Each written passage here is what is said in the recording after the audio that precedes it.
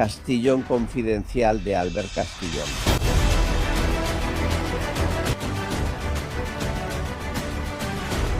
Bem-vindos, pessoal do Confidencial. Como vocês estão? Obrigado por estarem aí. Força, honra e vamos em frente. Olhem, Ceuta não se rende, não abaixa a cabeça. Manifestações, concentrações, atos de protesto, o rei prometendo ao presidente de Ceuta que vai visitá-lo. Deveria ter dito quando o superior me deixar, ou seja, quem manda, que não é o rei. Tudo o que vamos contar para vocês aqui são mais do que indícios, são provas de que tudo é muito sujo e nada deveria ser assim. As rédeas da Espanha não estão nas mãos do cidadão nem do poder político, não estão nas mãos de um déspota como Sánchez, que nem sequer ganha eleições. Com um grupo de pessoas que odeia este país, mas que o mantém no poder por interesses, em sua maioria, económicos. O que aconteceu em Ceuta pode acontecer de novo? Eu espero que não no próximo sábado e vamos ficar atentos esta semana. Enquanto isso, o que aconteceu foi um vazamento da inteligência da China. Isso é muito raro. Se algo vaza da China é porque eles autorizam o vazamento. Segundo a qual, a chegada massiva de imigrantes a Ceuta fez parte de uma operação de inteligência impulsionada, sim, pelo Marrocos, mas também pelo Mossad. Aqui já contamos para vocês que Israel coordenou em grande parte essa invasão. Mas não se esqueçam que quem permitiu, instigou e organizou foi o Marrocos. O objetivo é derrubar Sánchez, que é o objetivo de Israel. Israel ou os Estados Unidos não se importam com Ceuta e Melilla. Isso interessa ao Marrocos e parece que para Sánchez também não faz diferença. Portanto, é isso. Eles estão preparando o terreno enquanto o mantiverem no poder. De acordo com este relatório vazado da inteligência chinesa, o Mossad infiltrou agentes entre os invasores que estavam indo em direção à fronteira. Alguns instigadores que fomentavam o descontentamento, que incitavam aquelas massas, gritando que a fronteira tinha sido aberta, que podiam avançar, que não havia problema. Com a colaboração do Marrocos no transporte e na permissividade nos acessos, o efeito de atração foi crescendo até conseguir o que vimos. 100.000 pessoas entrando em outro país e a polícia deixando acontecer por ordens de Marlaska. Por que agora a inteligência chinesa vaza isso? É um gesto a favor de Sánchez, que é seu melhor aliado na Europa, e isso lhe dá certo fôlego. Mas, ao mesmo tempo, o governo de Xi Jinping sabe que Sánchez está acabado e está negociando com o Marrocos uma infinidade de acordos comerciais. Por exemplo, estão sendo instaladas fábricas de componentes de veículos elétricos em território marroquino. Se os Estados Unidos e Israel têm como aliado o Marrocos do outro lado do Estreito de Gibraltar, Pequim acredita controlá-la com Sánchez, mas sabem que ele é muito fraco.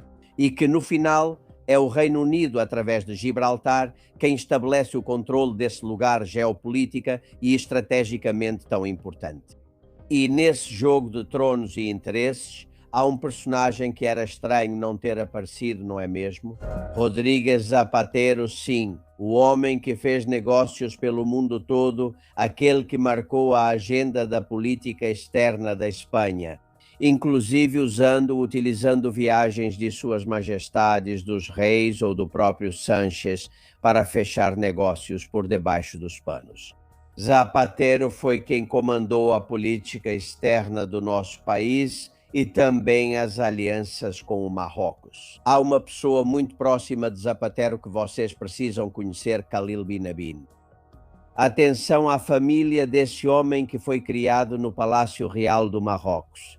Khalil Benabine é filho de Mohamed Benabine. Quem era ele? O bobo da corte de Hassan II. Sim, eles tinham bobos da corte. Hassan II, o pai de Mohamed VI, mantinha-o vivendo no palácio para que o divertisse. Esse foi o pai desse Khalil, hoje magnata, empresário, multimilionário e, claro, amigo da família. O filho do bobo da corte e o filho do sultão Hassan II, pois cresceram praticamente juntos no palácio. A mãe desse tal Khalil chegou muito longe, chegou a ser uma ministra muito influente no governo marroquino, Portanto, não estamos falando de um empresário qualquer, mas sim do empresário do palácio, braço direito de Mohammed VI. Ele viaja pelo mundo para fazer negócios com passaporte diplomático, como Zapatero, mas não só de Marrocos. Dizem que ele possui passaporte diplomático francês e também americano. E ele tem tanto dinheiro que conseguiu construir mansões em Marrakech, em Miami, em Paris e, atenção, em Gran Canária. Sim, ele também tem uma mansão com jardim em Gran Canária. Esse tal Khalid Khalil Binebin tinha uma dívida com a fisco espanhol de 4.300 euros. Durante 11 anos ele manteve essa dívida desde 2015. Ele aparecia nessa lista, essa chantagem que a Receita faz com os devedores todos os anos durante 11 anos, e de repente a dívida desapareceu. Não existe e não consta que ele tenha pago. Como isso é possível? O que aconteceu entre uma coisa e outra? Pois é muito simples. Khalil Binebin se aproximou de Rodrigues Zapatero e Rodrigues Zapatero o colocou como membro do Conselho Consultivo do Gates Center. Gates Center é uma das empresas dele que mais dinheiro lhe deram. A sede fica na Rua Velásquez, mas tem outra em Pequim. Por que ele coloca esse magnata marroquino como conselheiro? Bom, para conseguir acordos com o governo do Marrocos e ter a monarquia marroquina a favor. E em troca talvez tenha perdoado a dívida de 4.004.300 euros supostamente. Porque muitas coisas coincidem nessas datas. Colocou ele na sua empresa em 2022. Alguns meses antes, o Pegasus investigou o celular de Sanchez. Alguns meses antes, bem poucos, Sanchez muda sua posição sobre o Saara Ocidental no Marrocos. E alguns dias antes, consta que Zapatero foi visitar Maria Jesus Montero, lá por abril de 2022. Como sabemos disso? Porque nas agendas de Gertrudes e Salcázar, da sua secretária, está tudo escrito. E sim, lá por abril de 2022, Zapatero esteve visitando Maria Jesus Montero, ministra da Fazenda. Subiu, como sempre, pelo elevador da ministra para que ninguém o visse. E quem sabe se ele pediu um favor para seu amigo Binebin.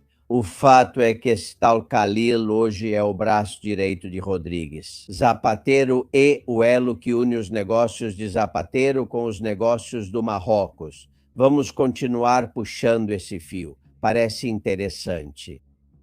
E às vezes eu me pergunto, existe algum alto cargo, ex-ministro ou ex-presidente do PSOE que não tenha negócios no Marrocos? Resta algum que tenha as mãos limpas por não participar de uma ditadura como a do sultão? Algum dia vamos responder a isso. Sejam bem-vindos, preparem-se, o primeiro convidado de hoje vai agradar vocês. Porque a chantagem do Marrocos não começou com o Pegasus, não.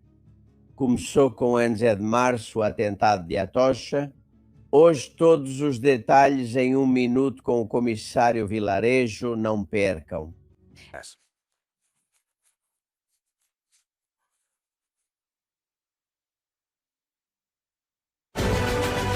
Castillón Confidencial de Albert Castillón.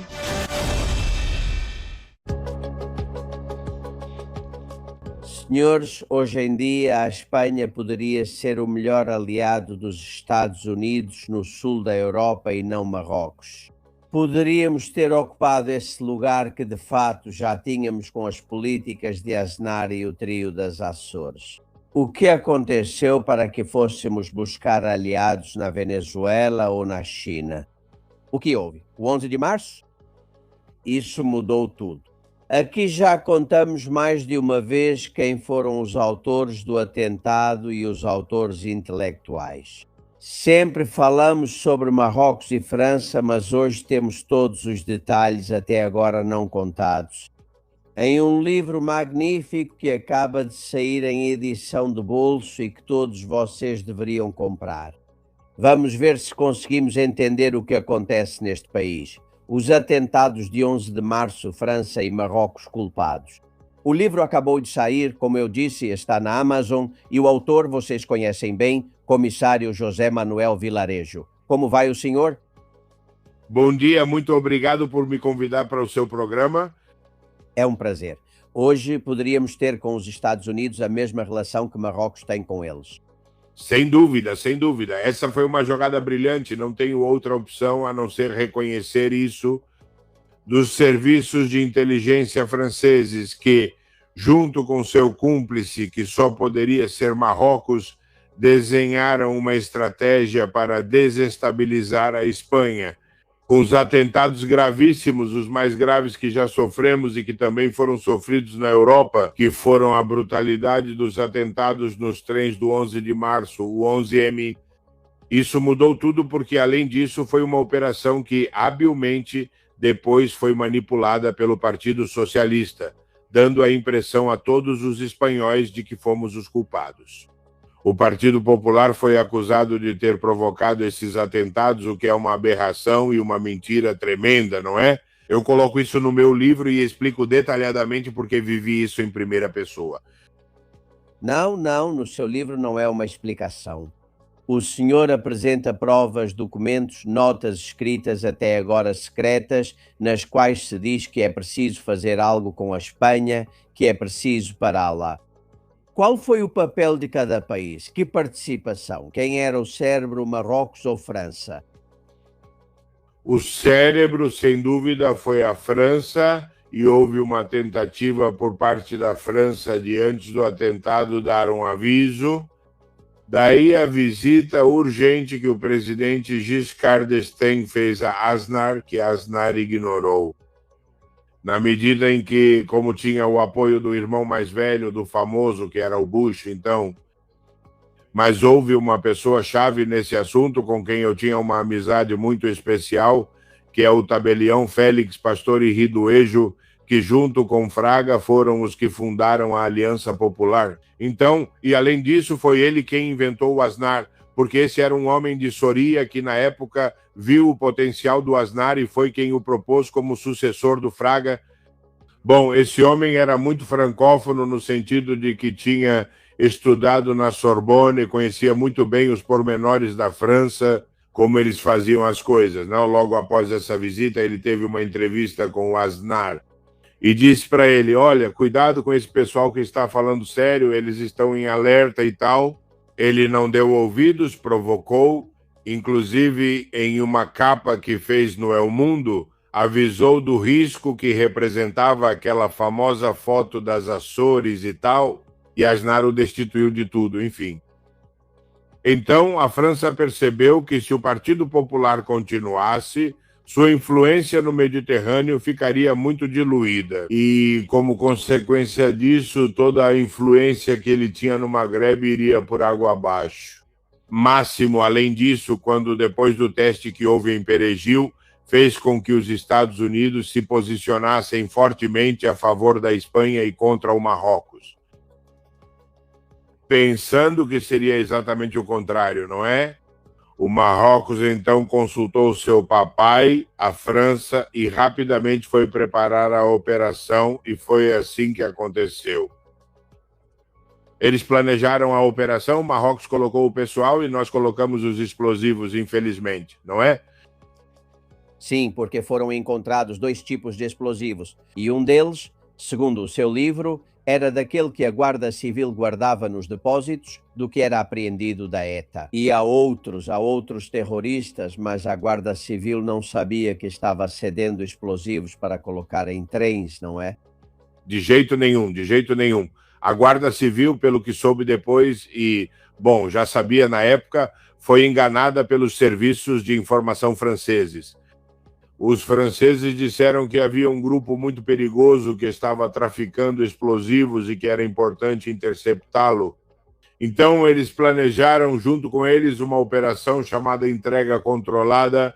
Por isso, usaram informantes das Astúrias para que vissem os explosivos. Como no final faltava, digamos, uma quantidade significativa dos depósitos que eles tinham, eles facilitaram. Daí que nessa operação há algo muito evidente, que é quando o chinês e o resto dos seus cúmplices chegam. Em Madrid, eles chegam em 2 veículos roubados, interceptados várias vezes pela Guarda Civil. Eles os param para checar se não trocaram. E, claro, eram veículos roubados. Com a mínima verificação, poderia-se ter visto que era preciso detê-los e, além disso, o peso excessivo que tinham, mesmo assim, os deixaram passar. Por quê? Porque estavam com rastreadores. O problema é que essas balizas foram interceptadas pelos franceses, anuladas, e se perdeu o rastro deles ao entrarem em Madrid. E essa é a razão pela qual nas análises dos restos aparecem os 2 explosivos. Os 2 tipos de explosivos, o que deixa todo mundo maluco, e para justificar dizem que foi porque se contaminou no laboratório. Mas claro, diante da 2ª ou 3ª contaminação, o que fizeram? Destruíram todos os restos, o que é uma aberração. Mais do que por cumplicidade, foi pela forma desastrada como um lado e outro conduziram a situação. Quando alguém é pego, em vez de dizer eu errei, me desculpe e tal, acaba escondendo seus erros, dando a impressão de que é cúmplice. Mas de forma alguma, obviamente, a Guarda Civil, que para mim continua sendo uma corporação de altíssimo nível e de altíssima preparação, exceto, bom, alguns de seus dirigentes, como se viu nesses dias, todos merecem todo o meu respeito. Sem dúvida. O livro é brutal, explica com detalhes coisas, por exemplo, os terroristas que colocaram as bombas, que são marroquinos, tiveram o telefone grampeado durante meses. No entanto, as conversas deles não tinham sido ouvidas. Fazia 15 dias que, se tivessem feito isso, saberiam que iam cometer um atentado, porque não havia dinheiro para tradutores de árabe. É assim. Infelizmente é assim. Eles estavam sendo monitorados, por outro lado, por suspeitas de jihadismo, mas em um determinado momento o comissário-geral de informação parou de pagar as intérpretes, que além disso eram intérpretes de um dialeto falado na região de Nador e em toda aquela área. E não tinham pago a elas, diziam, porque não havia fundos e eram 2.000 euros por mês. E não, né? O problema era de natureza sexual, que eles estavam irritados porque esse estava irritado porque outro chefe dele, sim, tinha relações de certa intimidade com essa intérprete e como não davam espaço para ele nesse assunto, ele simplesmente decidiu demiti-la. Surpreendentemente, esse sujeito depois foi premiado quando vieram as mudanças, sendo nomeado chefe de segurança da Ibéria, o que é algo surpreendente tanto para ele quanto para o diretor. E o diretor do CNI, que foi premiado com uma embaixada muito significativa, quando ele, em determinado momento, sabia perfeitamente quem tinha preparado os atentados e até o último momento enganou o próprio Aznar dizendo que o caso era da ETA, não é? É muito difícil, comissário Vilarejo, entender que um país ou 2, Marrocos e França, sejam capazes de assassinar quase 200 pessoas para desviar a política internacional? É tremendo. Que cabeça pensou nisso? Quem foi o homem ou o presidente do governo que disse, vai em frente? Quem foi? Quando se trata dos interesses de um país, todos os procedimentos, digamos, necessários são utilizados, infelizmente. E as vítimas são vítimas colaterais, são o preço a pagar que todo mundo lamenta, mas o fim justifica os meios, não é? A França sempre, nos últimos anos, sempre demonstrou ter um serviço secreto muito mais violento, muito mais combativo. Aí lembremos quando atentaram contra o navio do Greenpeace para afundá-lo e muitas outras operações. No livro, eu descrevo exatamente quem são os agentes que intervêm, qual equipe, a unidade especial que se chama a piscina, porque fica bem ao lado das instalações, digamos, de natação da França. E, de certa forma, assim como nós. Infelizmente, quando o assunto do Gal, decidimos acabar com o santuário da ETA e houve uma série de mortos que não tinham nada a ver com a ETA. Por quê? Porque era uma forma de mandar uma mensagem muito importante, aliás, de que a Espanha já estava cansada de ser complacente na hora de permitir que a França tivesse o santuário dos membros da ETA. Isso, ao contrário, foi o que a França fez. Eles precisavam de uma operação de grande porte como a que fizeram, e prova disso é que o atentado foi realizado na quinta-feira. Como há dúvidas e tal, fazem com que uma das mochilas que de repente, milagrosamente, aparece em um lugar, né? Ela não está conectada, então, toda a encenação que foi feita para desativar o placebo, né? O raio-X. Já ficou claro que os cabos não estavam ligados e, como havia dúvidas, deixaram até mesmo na mesquita da M30 um bilhete reivindicando que tinham sido os árabes. Assim como tudo isso, no que resultou disso? Ao fato de que, obviamente, a urgência do sábado provocou, além disso, tudo o que foi feito cercando a sede de Ferraz. Da sede do Partido Popular em Gênova. E tudo isso fez com que as pessoas votassem mais com emoção do que com lógica e raciocínio.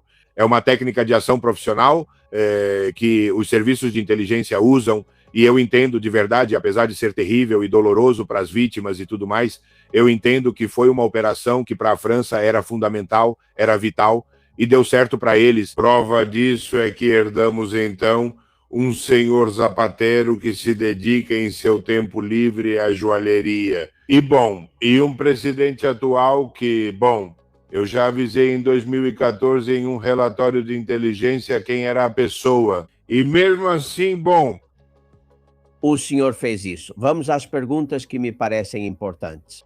Tudo o que contamos é selvagem, é brutal, e a gente não entende como, sabendo disso e com provas, aqui a opinião pública não saiba. Ou a maioria não conhece isso que estamos explicando, a pergunta de 1 milhão, porque sabemos da relação do PSOE com o Marrocos há décadas, já com Felipe González. Zapatero sabia que iam acontecer os atentados de Atocha. Eu não posso responder com certeza, porque eu gosto sempre de responder sobre o que eu conheci, o que eu vi, ou, digamos, o que eu experimentei. O que é certo é que antes dos atentados já houve um ensaio, que foi em 2003, um ano antes, quando foram atacados justamente os interesses da Espanha no Marrocos, as casas da Espanha em Nador, enfim, uma série de... E além disso, naquela ocasião foi descaradamente um ensaio. Nesse caso, sim, foram suicidas, mas eram precisamente marroquinos de origem francesa. Curiosamente, e quando pediram explicações, enrolaram. E anteriormente, Zapatero tinha participado de uma, digamos, reunião inaceitável com o rei, onde atrás havia um mapa em que apareciam o Saara e Ceuta e Melilla como território marroquino, não é? E isso ele permitiu, ele admitiu, provavelmente por seu caráter traiçoeiro, não é? Junto com um sátrapa, como era o rei do Marrocos, que permitir essa mensagem ao Marrocos e ao resto do mundo de que ele se submetia a todos os interesses do Marrocos. Depois ficou claro, após os atentados, que tanto a França quanto o Marrocos exigiram um preço. Não entendo por quê, porque se eles não tinham nada a ver com isso, por que lhes foi concedido tanto? A partir do momento em que Zapatero, digamos, toma uma posição, a partir do momento em que toma uma posição, já se esquece da urgência de descobrir quem foram os responsáveis, concedem a eles uma série de privilégios muito importantes, como uma das maiores construtoras que havia na Espanha, a Gesina, que é cedida à França, tentam conceder o BBVA para eles. Que, felizmente, dentro de 1 ano ou 2, isso deverá acontecer. Um caso no qual estou sendo acusado por isso, onde, felizmente, foi possível paralisar essa operação, em que o Societe General concede um empréstimo absurdo a alguém que tinha dívidas enormes. Um tal de Rivero, porque ele seria o elemento, digamos, o bode expiatório, para depois ceder a esse banco tão importante o controle da França. Depois, não em toda a região do Maghreb. A influência do CNI caiu, praticamente desapareceram quase todas as, digamos, as unidades importantes que tinham em Tanger, Duan Casablanca e reduzindo ao mínimo possível. E mesmo assim foram muito eficazes, porque eles avisaram sobre essa invasão que aconteceu no dia 30. Outra coisa é que agora queiram negar a importância de todos esses agentes que realmente alertaram sobre isso, né? Sem dúvida. Ou seja, a primeira chantagem do Marrocos à Espanha não é o Pegasus, é o 11 de março. Sem dúvida, sem dúvida. O 11 de março, antes disso, em Perejil, e antes disso, os atentados de 2003, é um teste de resistência para ver até onde, até que ponto. A Espanha está decidida a vencer de novo, como sempre venceu todas as batalhas contra o Marrocos, não é? Nesse sentido, infelizmente, quando nos deparamos, como nos deparamos com a Marcha Verde, com uma situação de extrema fraqueza que existe neste exato momento, estamos agora mesmo em uma situação institucionalmente crítica, com uma coroa totalmente desprovida de qualquer função dedicada apenas a isso, a choramingar toda vez que há uma tragédia e dar a impressão de que sentem o mesmo que aqueles que sofreram, além disso. Mas em um momento tão fundamental como este, é absurdo que o rei não tenha ido imediatamente a Ceuta e a Melilla. Ele nunca fez isso, nem como príncipe, nunca deixaram ele viajar, certo? Então, se o chefe de Estado não pode tomar essa iniciativa em benefício da imagem do povo espanhol, de verdade, eu entendo que ele deve ter conseguido, mas o que Sanches conseguiu foi praticamente esvaziar o conteúdo da coroa. Para que, se voltar a governar, a primeira coisa que vai fazer é trocar pela República, não tenho nenhuma dúvida, não é?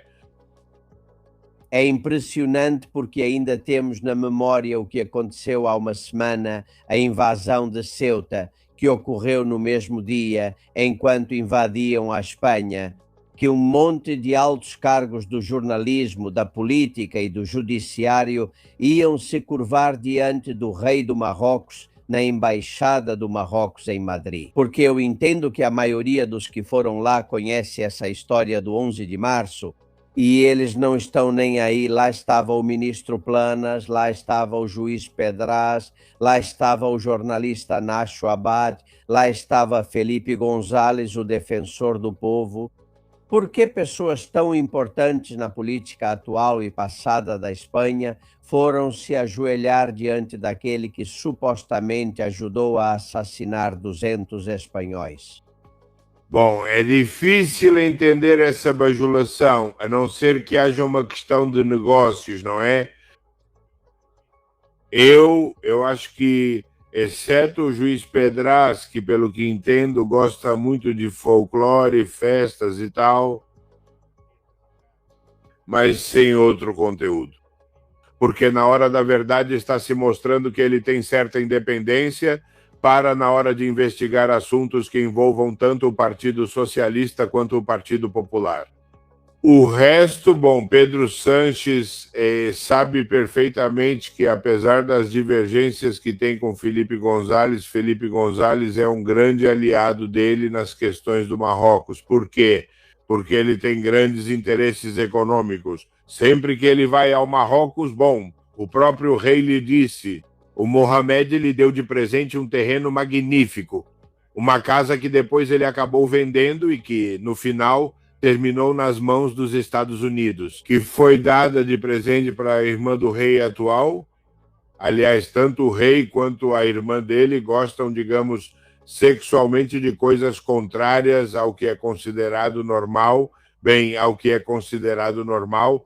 Não quero entrar em polêmica sobre o que é normal ou não é normal, mas todo mundo sabe das namoradas da irmã do rei e dos namorados do rei, e isso influencia ou não na hora de pressionar por parte dos serviços secretos, tanto da França quanto dos Estados Unidos e de Israel, né? O fato de Nacho Abad, bom, eu tive uma experiência pessoal com ele que em mais de uma ocasião me convidou para o programa que ele tem à noite e tal, e no último momento ele ligou e disse que foi ameaçado, que não pode porque disseram para ele e tal. Ele já usou a desculpa de que foi Ana Rosa, minha amiga de antigamente, quem pediu isso, mas é que outro dia, numa entrevista que ele me fez ao vivo em relação à Operação Kitchen, quando ele me fez algumas perguntas totalmente, digamos, mal intencionadas.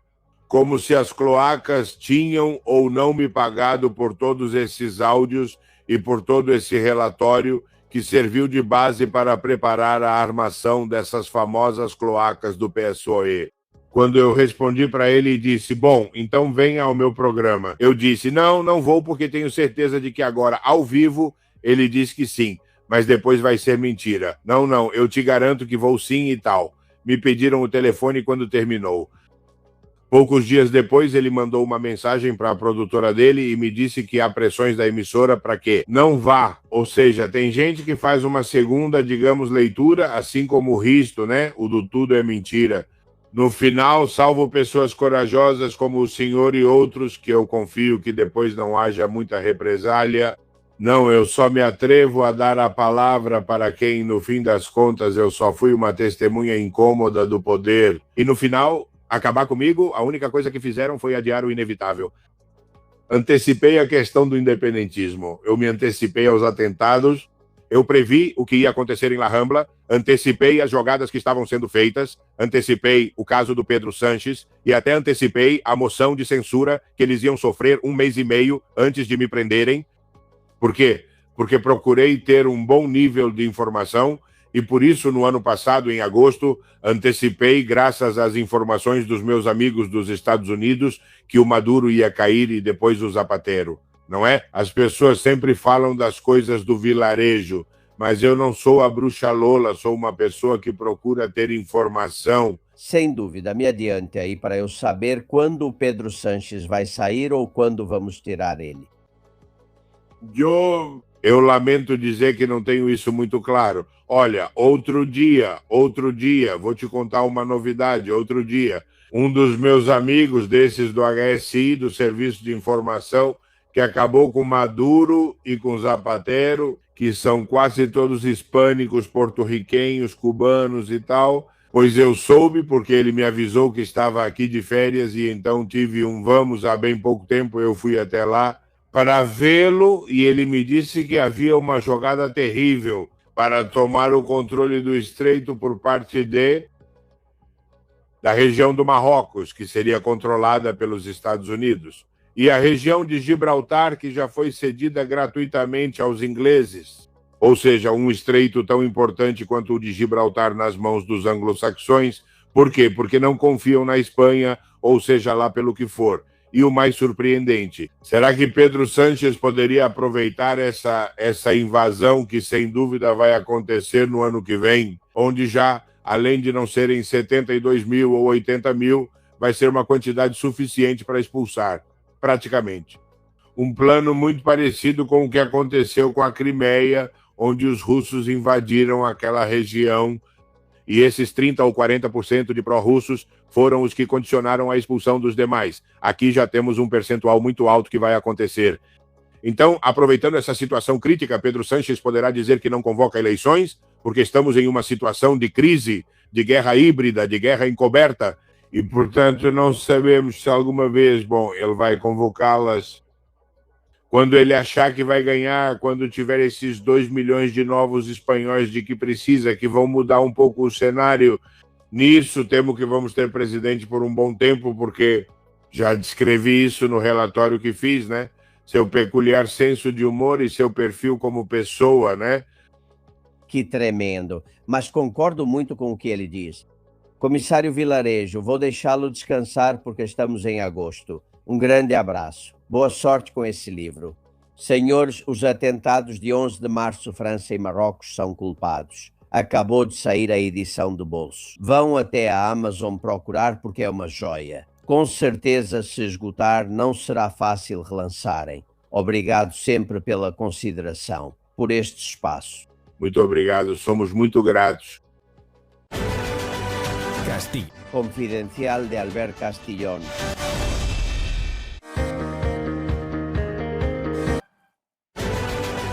Castillón Confidencial, de Albert Castillón.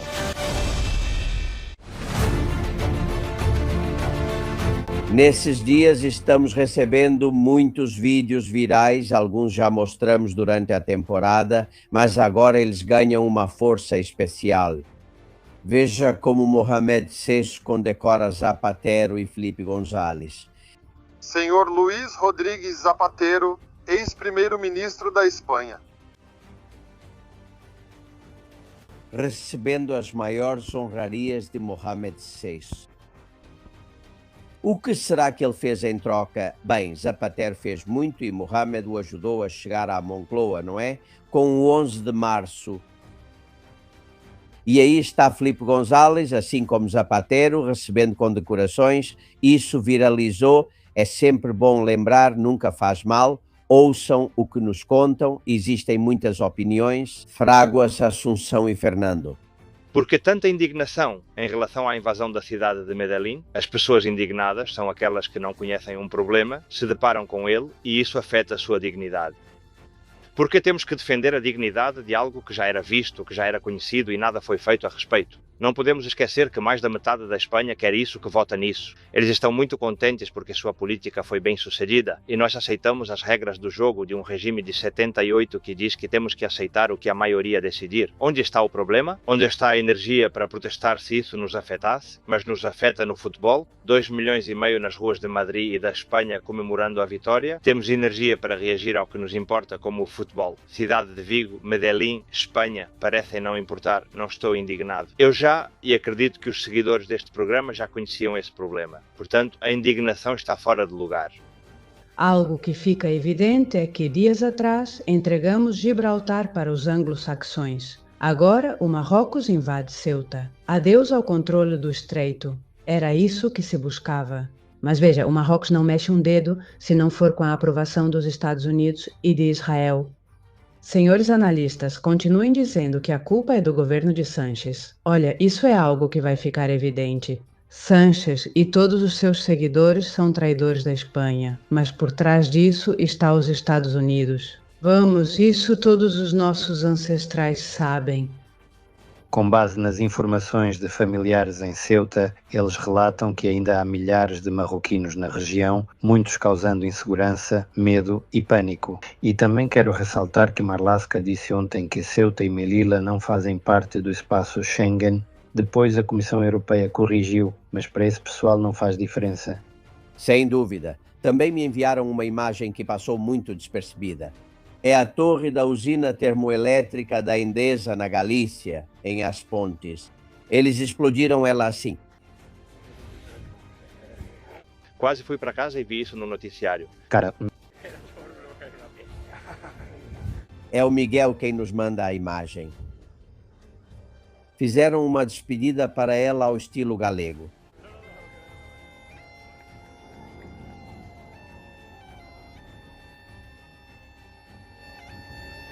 Muita gente ficou com pena porque ela fazia parte da fisionomia do lugar. Outros adoraram porque ele quebrava a paisagem. Aí cada um com sua opinião. O bonito dos galegos é como eles celebram essas coisas. Bom, e também recebo informações de que o espaço da Fundação Dissenso, que é do Vox, lançou um documentário magnífico sobre Delcy Rodrigues. Tem que assistir. O título: só ele já diz tudo. Delcy, Anatomia de uma Executora Chavista. Este é o trailer.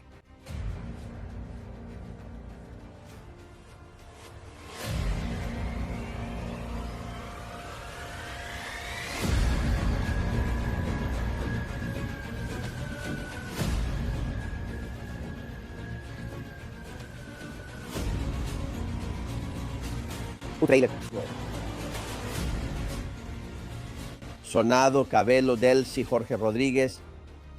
Aí está. Querem evitar a lavagem de imagem de Delcy Rodrigues. Vai ser divulgado em breve e recomendo que assistam. Mais mensagens, telefones continuam funcionando. Pilar, Pepe e Héctor.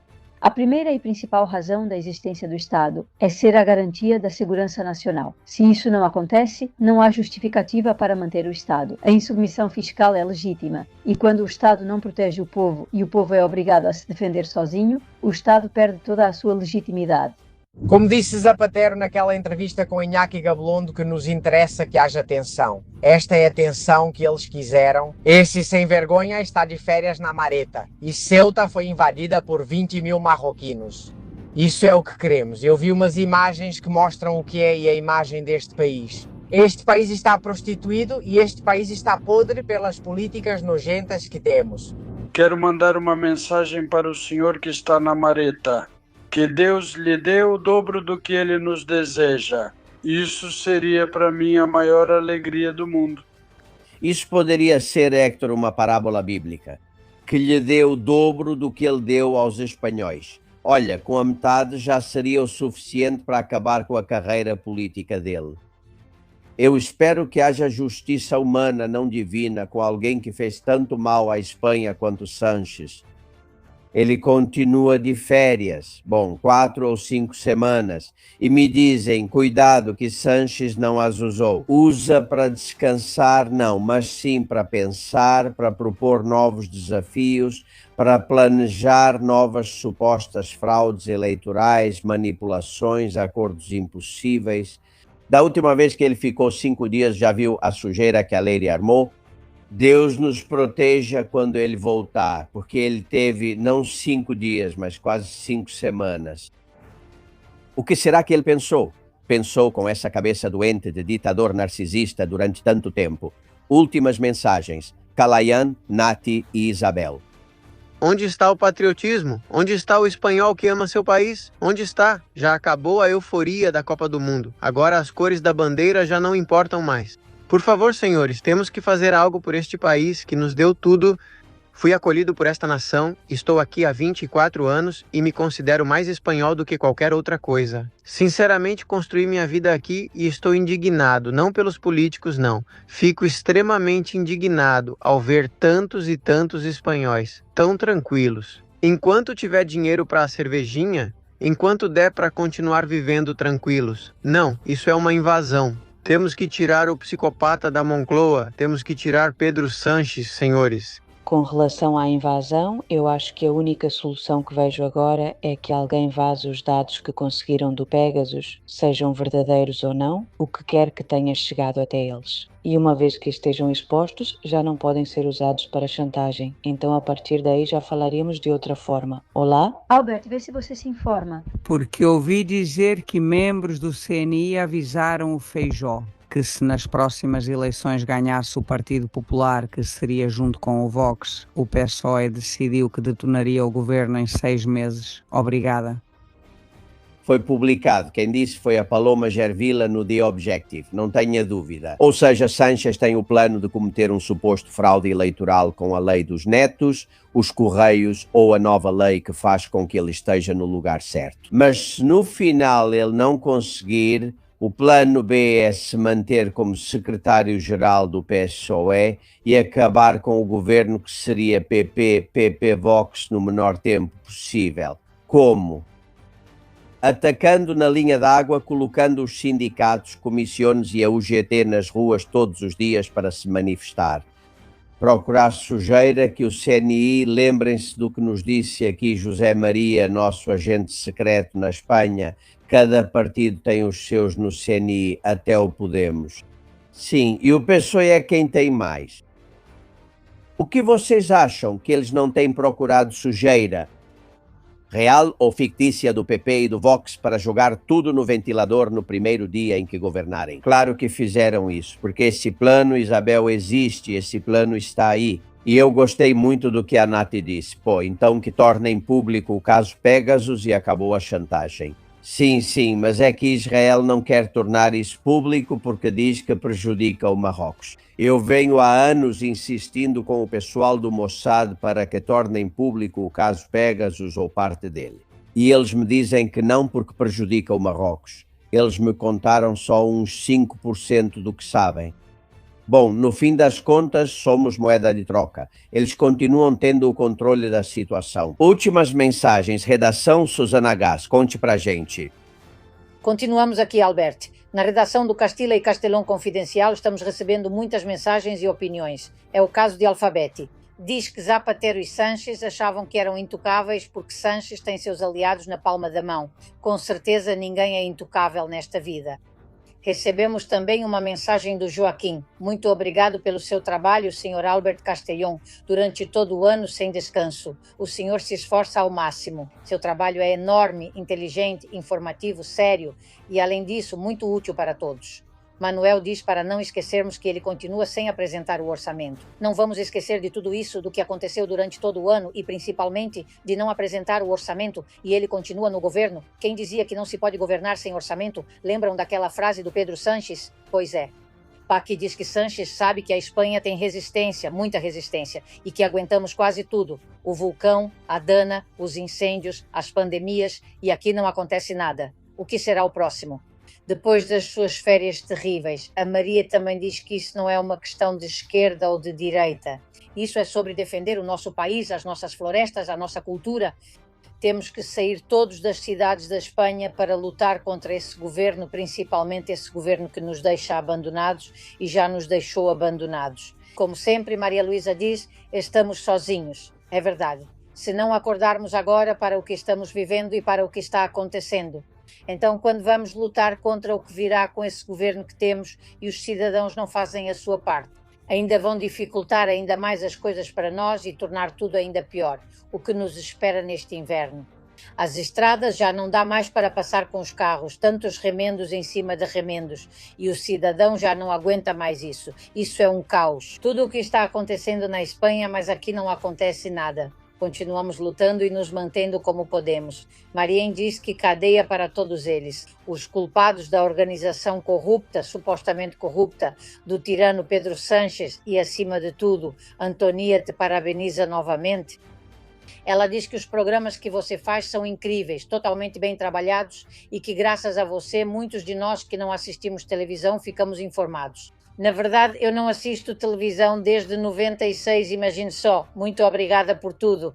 E aqui encerramos porque é importantíssimo incentivar e convidar a todas as pessoas que nos assistem todos os dias. Vocês também podem nos seguir nesses canais onde temos muita informação, obviamente com Alberto Castellón. Muito obrigada. Muito obrigado e eu gostei muito do que a Sofia me mandou. Vejam este vídeo. Obrigado. Se vocês forem de carro para Ceuta nos próximos dias, lembrem-se de que precisam levar a baliza V16 homologada, para não correrem o risco de serem multados.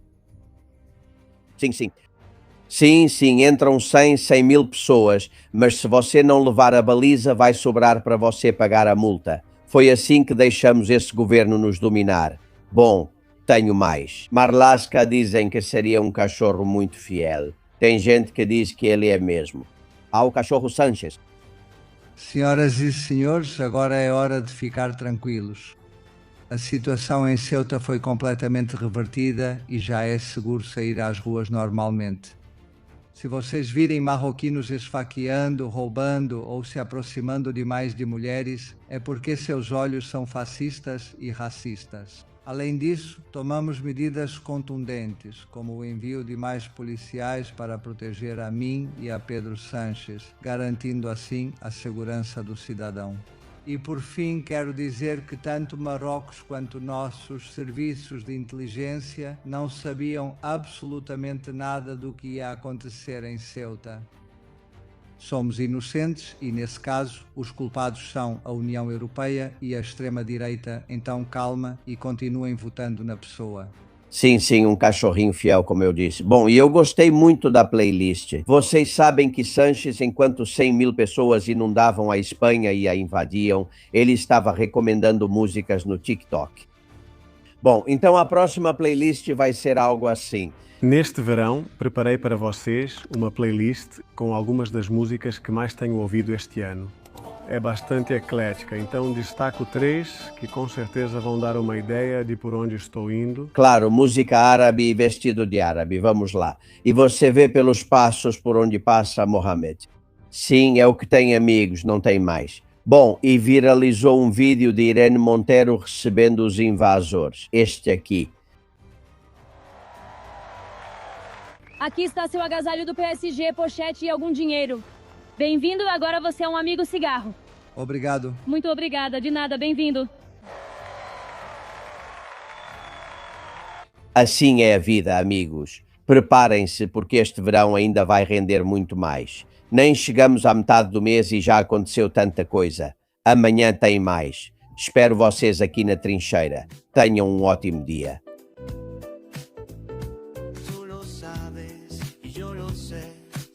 Somos confidenciales, tú eres eres confidencial, yo soy confidencial. Todos confidenciales. Todos confidenciales. Pero solo para mentes abiertas y para gente despierta. Desde la trinchera las balas silban y no hay manera de salir allá afuera. Aquí la libertad tiene las alas de cera. Albert Castillón, Susana Gash, Tucci Castillón y demás, muchas gracias.